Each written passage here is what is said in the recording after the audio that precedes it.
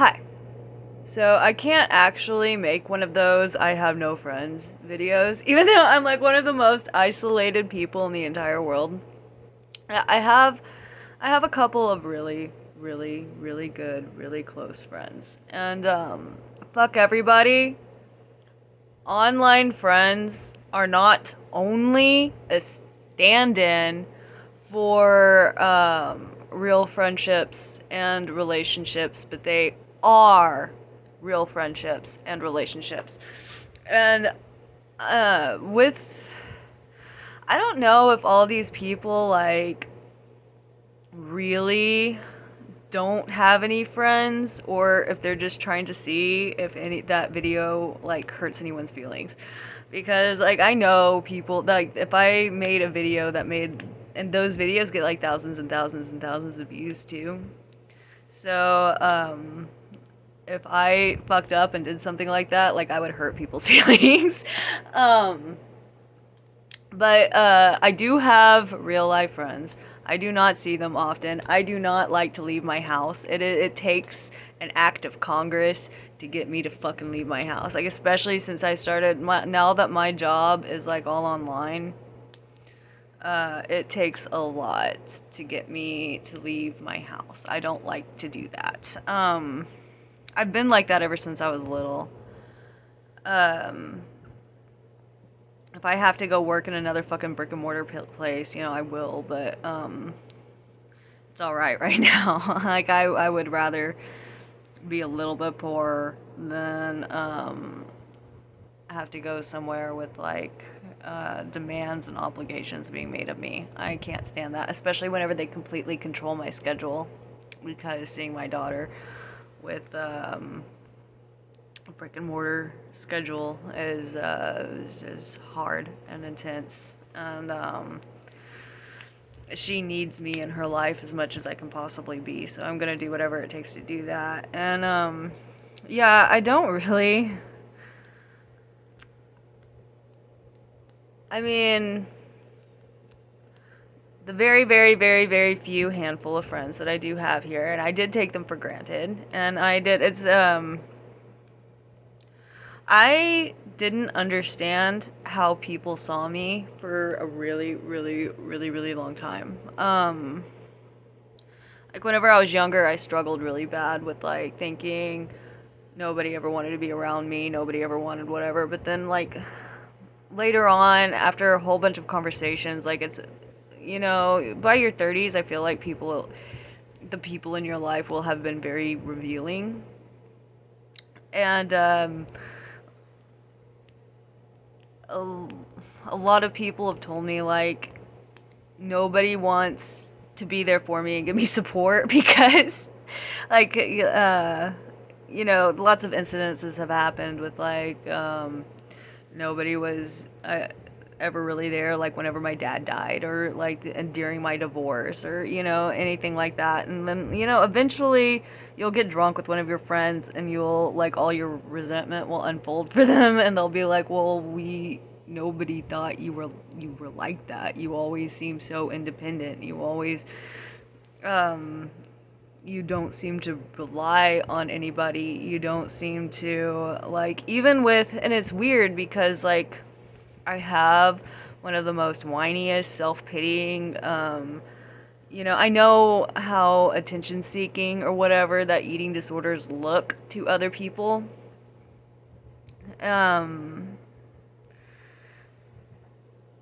but in that same vein, like even the people that I depended on, even like my other husbands and stuff, would just be like, "You're callous. You don't emotionally need somebody the way that I do." And like all my like normaler boyfriends and husbands have given me that. And I don't know if it's really like if I come across that way and it's really the opposite. I don't know if it's how I talk. I don't know if it's because like I'm so fucking clinical about everything. I don't know what it is, but and then the thing is, even with people who don't like me, like everywhere I've worked, every school that I've been to, like I was ostracized, everybody hated me. But then like everybody that I know has like pulled me aside and has been like, I just need somebody to tell me honestly. Or they'll be like, I knew I should have come and got your opinion on this first. You wouldn't have freaked me out about it. Um, so I think that though my circle is very, very small, I'm not a complete, like, I know that I come across, like, as a complete, like, I guess, cynic, and I am. I'm very cynical. I'm very skeptical of people. It takes a lot for me to, consider somebody a friend. Um, but I think that the friendships that I do have are very, very, very, very, very, like, they're like kind of miracle friendships. You know what I mean? They're people, the people that I do keep in my life and have kept in my life for many years are people who mean a lot to me. And there are people that I've been talking to on this channel for years and years and years and years and years, and you know, your audience isn't really your friend. Like the what I do consider some of them friends. Like I do. I really genuinely do. But like I have met friends here, and I think that the online friends, not stand in, whatever, that's bullshit. That's like my online friends mean as much to me as like one of my best friends in the entire world I met online. Like most of my best friends in the entire world I have met online. Like that's text on a screen is the purest form of human connection that there is. Like in my worldview, like the most intense and craziest way. Like if you're somebody who I blow up all the time, then you're somebody very near and dear to me. And but yeah, with everybody else, it's like I think that they kind of get a sense that like a lot of people, they just don't like to hear what I have to say. A lot of people don't, they, you know, a lot of people want to be lied to. A lot of people want to believe that a chiropractor is going to fix their bullshit. A lot of people, and I know that a lot of my beliefs will kind of like run over anything like and suck the joy out of something that people like. I could make a video on Myers and Briggs and get a lot of people real pissed off. I could make a video on like just chiropractors. I'm trying to think of stupid new age stuff. Like I kind of want to do a video soon about like chronic like self-help seeking, like stuff like that. Like people will find something that they pour their heart into and they think is going to fix their life, and like people will find something stupid to believe in. And I think chasing stupid stuff, like anything that requires for you to like give it a lot of money, give it like dedicate your whole life to, has like some kind of occult mindset, completely disregards facts and logic, and it promises you that you're gonna fix your life with it. Like I don't like stuff like that. I don't think stuff like that is good. And but then like somebody will get really, really like, oh my god, I'm doing keto and it's going to cure all of my mental illnesses. I'm like, you dumb cunt. It's just impractical and it's stupid, and that's not, like, even if it worked, it doesn't really work because it's like that would suck to have to stay in a state of ketosis to fix whatever. It's just like unrealistic. And I mean, I know that some people do it and it does fix epilepsy. It's like keto is only for epilepsy. Like that's the only thing that it can reduce. It won't completely eliminate, but it can reduce seizures, and that's all it can do. I might be wrong. I don't know, but I'm pretty sure. Like anytime a diet, like the gluten-free thing that was going on for a while, like that was all bullshit. But then like seeing through bullshit, it won't make you popular. So while I may not be popular, I'm okay with that. I value the very close connections I have with people who I am friends with, and they're not people who agree with me 100% of the time. That's not what I look for. I do look for, like, whenever I'm impressed by someone, when I admire somebody, it's somebody who's not afraid to challenge me. Um, it's somebody who's not afraid to, who it's somebody who can unwittingly change my perspective on things. It's like I have Christian friends. I have, and that when we talk, like, I can't be friends with somebody I can't talk to that kind of stuff about. It's okay if they disagree with me, but it's not okay if they want to tell me how to think. Like, that's what I'm not cool with. Um, and I don't make this channel in order to make everybody see the world like I do and think like I do. Um, I just think that there are, like, we gloss over all the ugliness of reality. And I don't like that. I don't,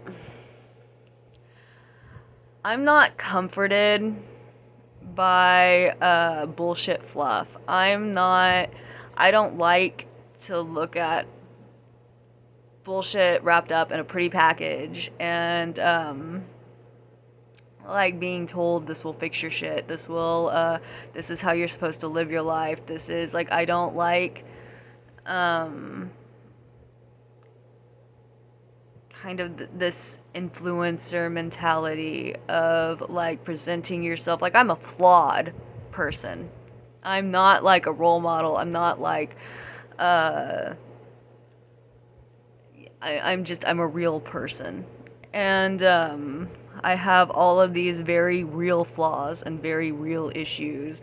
And my life is messy. But you know what? Most people's fucking are.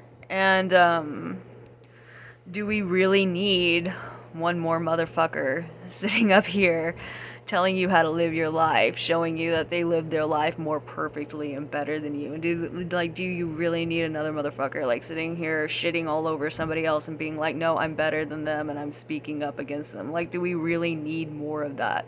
I think we need to look at things more objectively. I think we need to be able to speak out against herd mentality. But then, like, I get really bad about, like, I want to think something opposite because I have no faith or trust in any kind of a group think.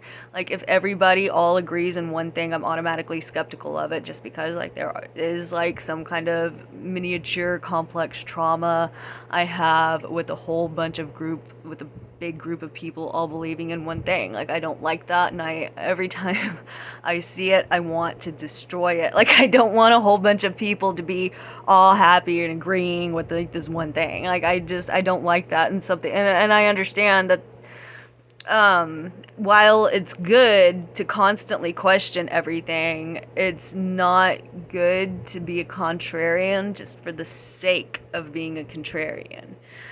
And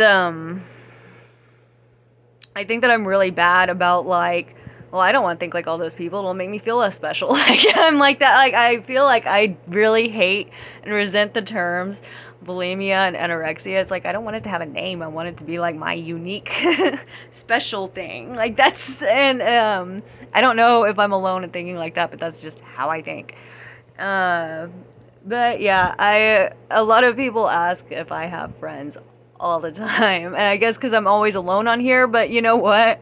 All my real life friends, and though they're few, though they're far between, though I don't see them more than like 3 times a year, and that's all I need from them to value them a lot. Like, whenever we hit each other up and stuff, like, we're all busy. Like, most of my friends are other single moms, like, with a whole bunch of jobs and stuff too. So I mean, like, and I work constantly also, so it's like, it's really difficult to be able to juggle seeing people all the time with all these fucking jobs and taking care of your life and taking care of your shit and stuff. Like, it's, and to, like, every single friend, and so, like, that requires energy, that requires effort, that requires, you know, And I have like a handful of friends that I talk to every single fucking day.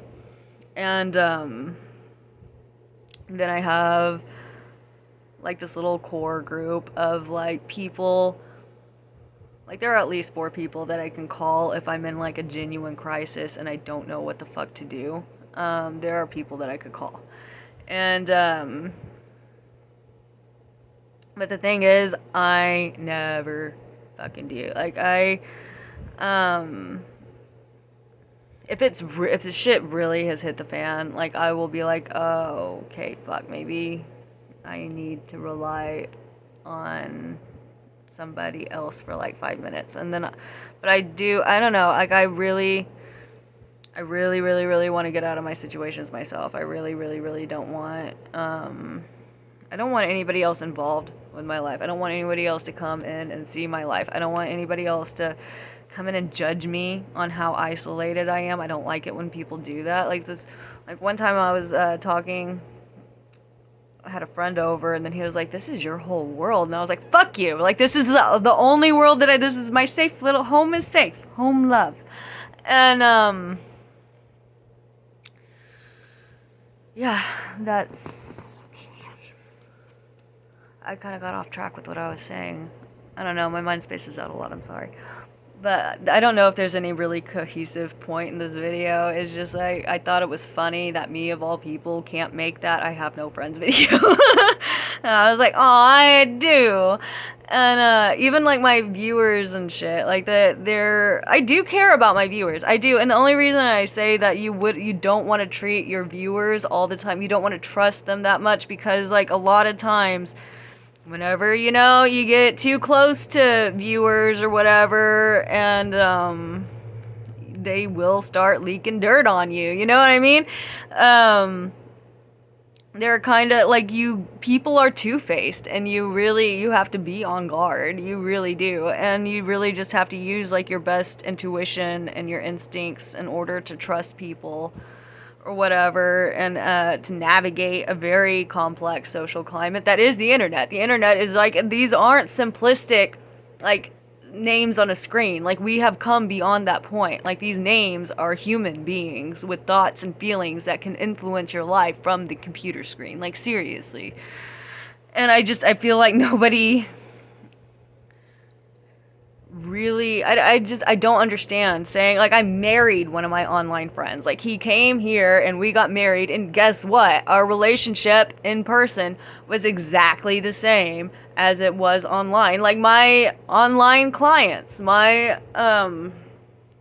people ask, why do you fuck cam girls? It's like fucking a girl. Like, it's seriously, like, the nut that I give my guys in my privates, it's better than any real pussy that they have ever come in. And I know that that's a bold statement, but it's because, like, I'm a fucking, like, I am a freak, you know? I know how to talk.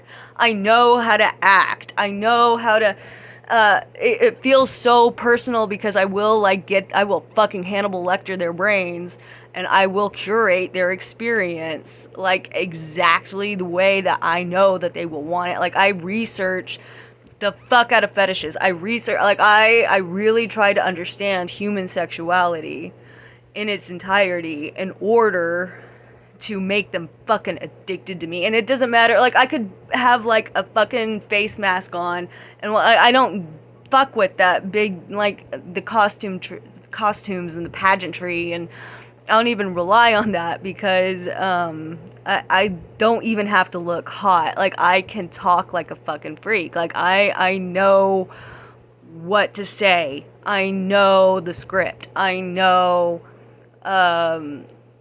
what's gonna penetrate their minds and get them obsessed with me. Like, once I have one in my private, once I have one in my room, and then, like, that's a real relationship. It is. It's a real, like, whenever you have a client that you see every fucking day, it's just as much as any other friend, any other whatever, that's,